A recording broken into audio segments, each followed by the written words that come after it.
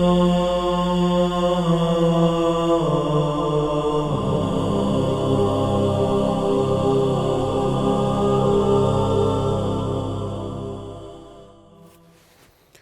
اللہ الرحمن الرحیم الحمد للہ رب العالمین والصلاة والسلام علی رسولہ الامین وأہل بیتہ الطیبین الطاہرین اللہم صل علی محمد وآل محمد۔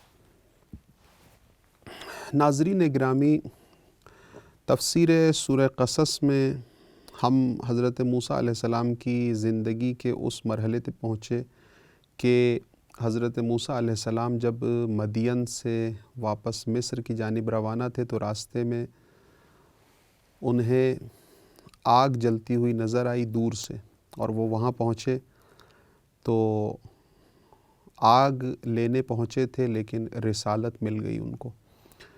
اور آیت نمبر 31 تک ہماری گفتگو ہو چکی تھی۔ آج ہم آیت نمبر 32 سے شروع کر رہے ہیں۔ آیت نمبر 31 میں آپ کو یاد دلا دوں کہ حضرت موسیٰ علیہ السلام کو وہ معجزہ عصا عطا ہوا اور اس کا ذکر ہے، اس کی طرف اشارہ ہے۔ آج آیت نمبر 32 میں ایک دوسرا معجزہ جو پروردگار عالم کی جانب سے عطا ہوا، اور اسی آیت میں کہا کہ یہ دونوں معجزے لے کے فرعون کی طرف جاؤ اور اس کو دعوت توحید دو۔ آیت نمبر 32 ایسے ہوتی ہے شروع کہ اسلک یدک فی جیبک تخرج بیضاء من غیر سوء، اے موسیٰ اپنا ہاتھ اپنے گریبان میں ڈالو، تخرج بیضاء من غیر سوء، وہ نورانی ہو کر نکلے گا۔ وہ جب اس کو تم نکالو گے ہاتھ کو گریبان سے واپس، تو وہ بغیر کسی عیب کے، بغیر کسی برائی کے، عیب کے، وہ نورانی اور سفید ہو کر باہر نکلے گا۔ اسی لیے اس معجزے کا مشہور نام جو ہے وہ ید بیضاء ہے۔ ید بیضاء یعنی سفید اور نورانی ہاتھ، کہ ہاتھ عام جس حالت میں عام حالت میں ہوتا ہے اس سے ہٹ کر ایک خاص چمک، ایک خاص نورانیت اس سے برآمد ہو، یہ ید بیضاء ہے۔ یہ ایک معجزہ تھا۔ اور پھر حضرت موسیٰ کو ایک حکم پروردگار یہاں پر ذکر ہوا ہے کہ وَضْمُمْ إِلَيْكَ جَنَاحَكَ مِنَ الرَّهْبِ، اور خوف سے بچنے کے لیے اپنے بازوؤں کو سمیٹ لیجئے، اپنے بازوؤں کو اس طرح سے اپنے سینے پہ رکھ لیجئے۔ یعنی اگر اس کی اب ایک تفسیر یہ کی گئی ہے کہ جب آپ عصا کو اس طرح سے ہوتا ہوا دیکھیں، اژدہے میں تبدیل ہوتا ہوا دیکھیں، یا معجزہ نمائی کے وقت کسی قسم کی خوف کی حالت آپ پہ طاری ہو رہی ہے، تو آپ اپنے دونوں ہاتھوں کو سمیٹ لیں، وہ خوف برطرف ہو جائے گا۔ اور پھر یہ دوسری تفسیر جو کی گئی ہے، اس میں ایک اور تفسیر بھی کی ہے، اور وہ تفسیر یہ ہے کہ آپ لوگوں کے سامنے یا معجزہ پیش کرتے وقت تواضع کا مظاہرہ کریں، اور تواضع کا اور بہت زیادہ فخر کا مظاہرہ نہ کریں، کیونکہ یہ معجزہ پروردگار عالم کی جانب سے آپ کو عطا ہوا ہے۔ اور اپنے جس طرح سے پیغمبر اکرم کو یہ حکم ہوا تھا کہ وَخْفِضْ لَهُمَا جَنَاحَ الذُّلِّ، اسی طرح سے یہاں پہ وَضْمُمْ إِلَيْكَ جَنَاحَكَ مِنَ الرَّهْبِ، تم اپنے دونوں بازوؤں کو سمیٹ لیا کرو اور کھولا نہیں کرو۔ فَذَانِكَ، آگے آیت بڑھتی ہے، فَذَانِكَ بُرْحَانَانِ مِنْ رَبِّكَ إِلَى فِرْعَوْنَ وَمَلَئِهِ، ہم نے اے موسیٰ یہ دو معجزے آپ کو دیے، ایک عصا کا معجزہ اور ایک ید بیضاء کا معجزہ، ایک آپ کے جسم کے بیرونی معجزے کی بیرونی معجزے کی طرف ہے اشارہ، اور دوسرا آپ کا ہاتھ کا معجزہ جو آپ کا اندرونی معجزہ کہلاتا ہے۔ یہ دو معجزے ہیں تمہارے پروردگار کی طرف سے، تاکہ تم فرعون کی طرف جاؤ اور فرعون کے درباریوں اور اس کے اشرافیوں کی طرف جاؤ۔ انہم کانوا قوما فاسقین، بے شک وہ قوم اطاعت خدا سے نکل کر سرکشی پہ اتر آئی ہے، طغیانی پہ اتر آئی ہے۔ قال، اگلی آیت ہے آیت نمبر 33، قال رب انی قتلت منہم نفسا فاخاف ان یقتلون۔ اب یہاں پر حضرت موسیٰ اپنے پروردگار سے ہم کلام ہو کے وہ جو رسالت کی راہ میں جو مشکلات درپیش آنے والی ہیں اس کا کسی نہ کسی طرح سے ازالہ چاہ رہے ہیں، اس کا کسی نہ کسی طرح سے علاج، پروردگار متعال سے شکایت یا پروردگار متعال سے وہ چیزیں ذکر کر رہے ہیں کہ جو ان کو مشکلات کا سامنا ہے۔ سب سے پہلی مشکل حضرت موسیٰ نے جو ذکر کی وہ یہ کہ اے پروردگار، میں قوم قبطیوں میں سے ایک شخص کو قتل کر چکا ہوں، اور ان لوگ، یہ مجھے ڈر ہے کہ ان لوگ مجھے جیسے ہی میں وہاں پہنچوں گا تو بدلے میں مجھے قتل کر دیں گے۔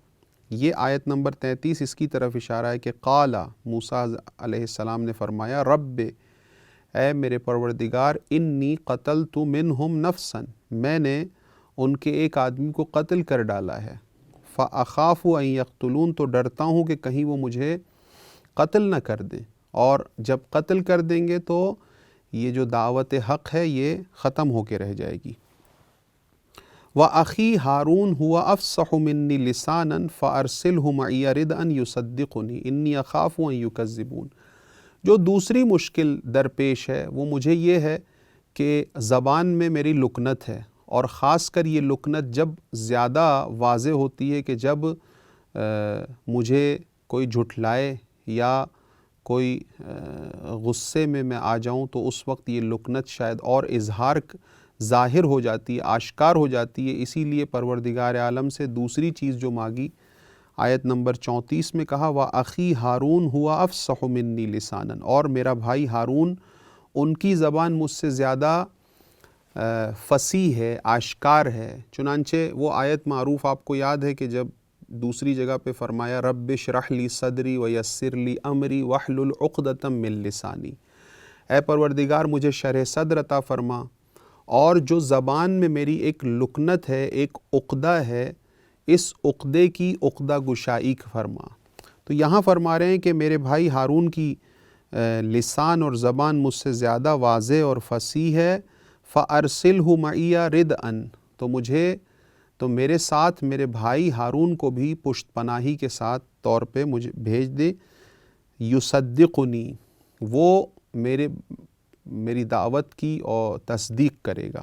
جب میں دربار فرعون میں جاؤں گا اور دعوت حق سناؤں گا تو میری تکذیب دوسرے کر رہے ہوں گے، لیکن یہ میری تصدیق کرے گا۔ انی اخاف ان یکذبون، میں ڈرتا ہوں کہ یہ لوگ میری تکذیب نہ کر دیں۔ سورہ شعراء میں بھی آیت نمبر 13 میں اس مرحلے کی طرف اشارہ ہے کہ رب انی اخاف ان یکذبون ویضیق صدری ولا ینطلق لسانی فارسل الی ہارون۔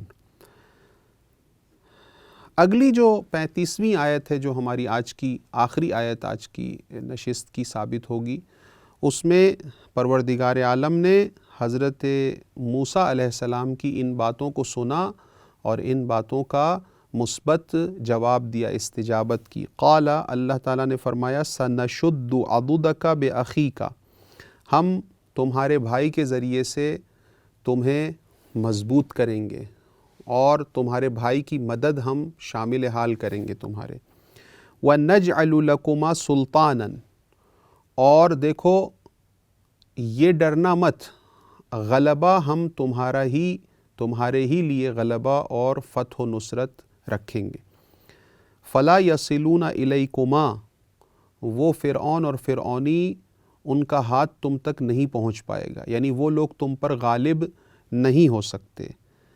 بِآیاتنا، یعنی ہم تم پر یہ جو غلبہ عطا کریں گے جس کے نتیجے میں فَلَا يَصِلُونَ إِلَيْكُمَا، تو وہ لوگ تم تک نہیں پہنچ پائیں گے، یہ بِآیاتنا، یہ ہمارے معجزات کی برکت سے ہوگا۔ جب وہ معجزہ اس دربار میں دکھایا جائے گا تو وہ لوگ کسی طور سے غالب نہیں آ سکتے۔ انتما ومن اتبعکما الغالبون، بے شک تمہارا بھائی اور جن جن لوگوں نے تمہاری پیروی کی یا پیروی کریں گے وہی فرعون کے مقابلے میں غلبہ اور نصرت پائیں گے۔ یہ پروردگار عالم نے حضرت موسیٰ علیہ السلام کو ان کی دل گرمی کے لیے، ان کی حوصلہ افزائی کے لیے یہ وعدہ دیا کہ آپ جو کچھ ہم سے مانگ رہے ہیں ہم آپ کو وہ عطا کریں گے، اور 2 معجزے اسی لیے دے کے بھیجے دربار فرعون کی طرف۔ اس مرحلے کی طرف بھی دیگر سوروں میں اشارہ ہوا ہے، خالی سورہ قصص نہیں ہے۔ اگلا مرحلہ جو ہم کل انشاءاللہ اس کو بیان کریں گے، وہ مرحلہ ہے حضرت موسیٰ کے دربار فرعون میں پہنچ کر دعوت حق دینے کا، اور وہاں کیا واقعہ پیش آیا، یہ کل ہم انشاءاللہ آپ کی خدمت میں پیش کریں گے۔ وآخر دعوانا ان الحمد للہ رب العالمین۔ اللہم صلی علی محمد۔